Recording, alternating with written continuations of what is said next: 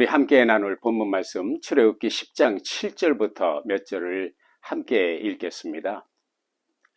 바로의 신하들이 그에게 말하되 어느 때까지 이 사람이 우리의 함정이 되리이까?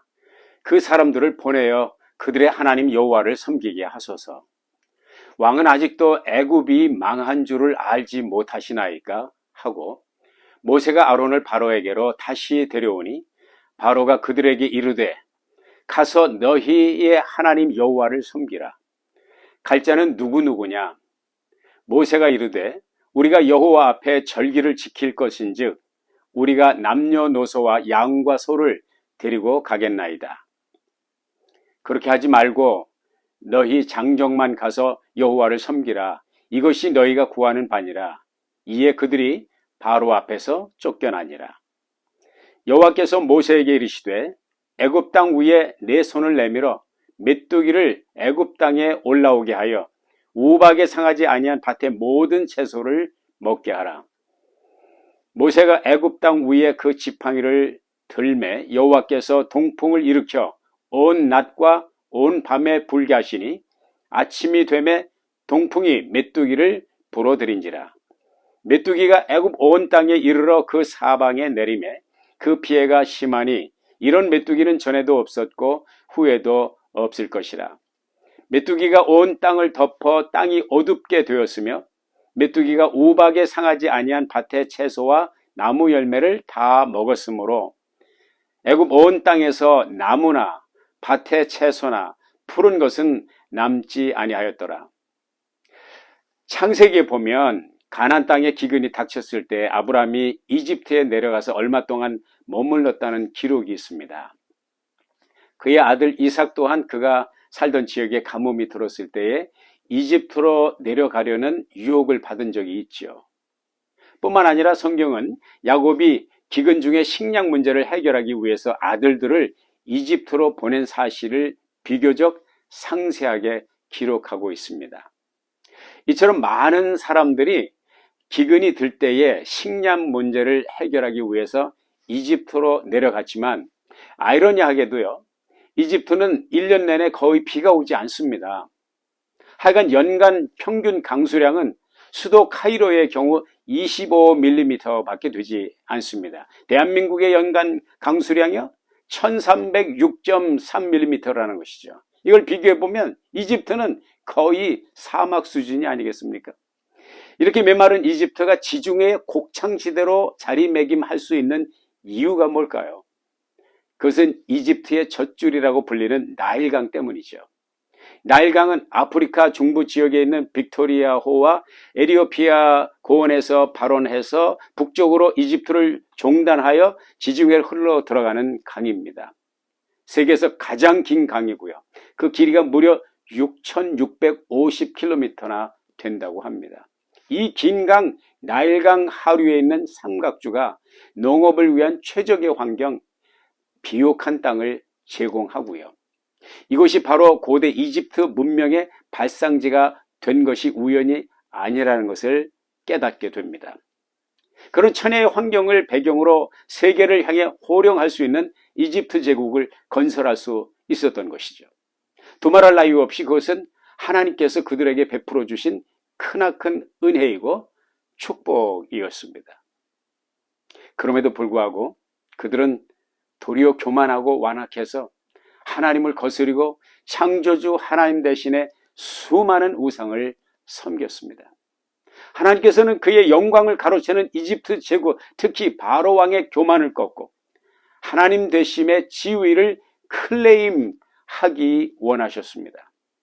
이집트는 이미 우박의 제약을 통해서 제국의 기간 산업인 농업이 폭망하는 수준에까지 갈 정도로 수없이 많은 농작물 피해를 이미 보았습니다.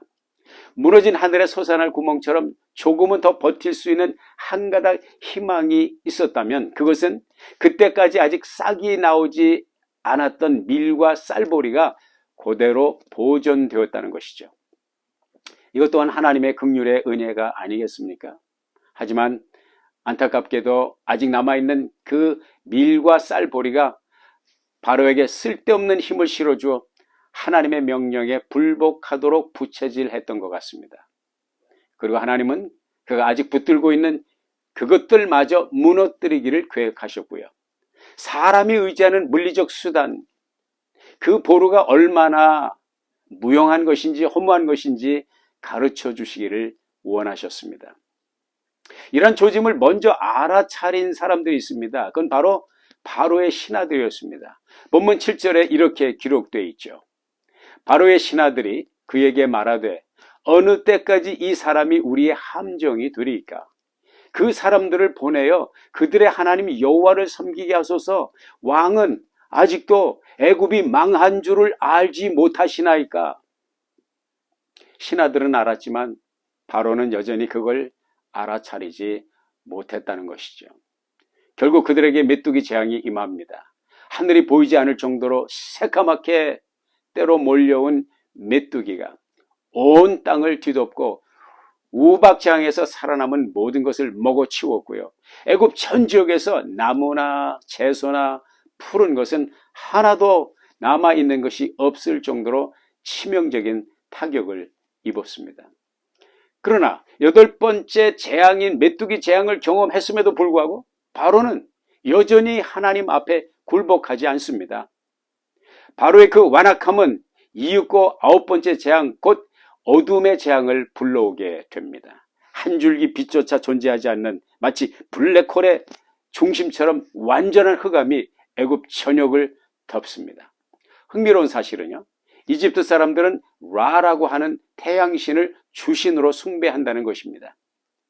하나님은 3일 동안 이집트를 덮은 흑암의 재앙을 통해서 그들이 최고의 신으로 떠받드는 태양신이 하나님의 권위와 능력 앞에서 얼마나 무능하고 허무한 것인가를 여실히 보여주는 사건이었죠. 지금은 고인이 되셨습니다만 전에 제가 소속된 애나하임, 지금도 애나하임 디스트릭 소속되어 있습니다만 감독으로 지내셨던 닥터 레이돈이라고 하는 분이 계셨습니다. 그분이 그런 간증을 제게 하셨습니다. 자기는 중국집이나 혹은 다른 아시안들이 운영하는 식당에 이따금 들어가게 되면 불상이나 또는 그와 비슷한 우상이 입구 바로 옆에 놓인 것을 가끔 발견하게 되는데, 들어가면서 그걸 볼 때 그 우상의 어깨에 쌓인 먼지를 쓸어내리면서 이렇게 말을 한다는 것이죠. 아니, 자기 어깨에 먼지도 털지 못하는 신을 어떻게 믿고 섬기는지 저는 이해를 할 수가 없습니다. 이렇게 크게 말을 한다는 거죠. 들으라고. 3일 꼬박 지속되는 칠흑 같은 어둠을 경험하고도 결국 바로는 모세를 통해 전달되는 하나님의 명령에 복종하지 않습니다. 그것은 참으로 슬프고 또 슬픈 마지막 재앙의 서막이 되는 것이죠. 출애굽기 10장에서 만나는 메뚜기 재앙과 흑암의 재앙을 통해서 하나님은 이스라엘 백성들, 그리고 바로와 이집트 제국뿐만 아니라 온 세상, 아니 오고 오는 세대를 향해서 무엇을 선포하고 계신 것일까요? 그건 바로 하나님 홀로 온 세상의 참 주인이 되시며 하나님 홀로 경배를 받으실 분임을 선포하고 계신 것입니다. 열왕기상 8장 23절에 보면 지혜자 솔로몬이 하나님 앞에 이렇게 고백을 합니다. 이스라엘의 하나님 여호와여, 위로 하늘과 아래로 땅에 주와 같은 신이 없나이다. 이사야서 44장 6절에 보면 이런 말씀이 기록되어 있습니다. 이스라엘의 구원자인 만군의 여호와가 이같이 말하노라. 나는 처음이요 나는 마지막이라. 나 외에 다른 신이 없느니라. 이스라엘 백성들은 이국 땅 애굽에서 400년 동안 발을 붙이고 살았습니다. 그리고 이 긴 400년간 바로 왕과 그 휘하에 있는 관료들에게 갑질을 당했습니다. 하나님은 오늘 그의 택하신 백성들을 대신하여 그 바로 왕과 이집트를 심판하고 계시죠. 오늘을 살아가는 저와 여러분은 하늘나라를 본향으로 삼고 살아가는 천국 시민으로서 이 세상에서 외국인과 나그네처럼 살아갑니다. 히브리서 기자의 가르침대로요. 우리는 예수 믿는다는 것 하나 때문에 때로는 세상으로부터 부당한 갑질을 당하기도 합니다. 하지만 하나님은 오늘 본문의 말씀을 통해서 이 한 가지 분명한 사실을 밝히고 계십니다. 세상이 우리들에게 하는 갑질은 바로 우리 아버지 되신 하나님께 대한 갑질이라는 것을 말이죠. 그리고 반드시 그들에게 그 책임을 물으실 때가 있다는 것과 누가 참 갑인가를 밝힐 때가 올 것임을 천명하고 계신 것이죠. 그래서 저는 베드로전서 2장 9절에서 만나는 사도 바울의 외침이 더욱 힘이 됩니다. 그러나 너희는 택하신 족속이요 왕 같은 제사장들이요 거룩한 나라요 그의 소유가 된 백성이니 이는 너희를 어두운 데서 불러내어 그의 기이한 빛에 들어가게 하시니에 아름다운 덕을 선포하게 하려 하심이라. 아멘. 기도하시겠습니다. 하나님, 우리에게 오늘 주신 이 말씀 마음에 아로새기고요.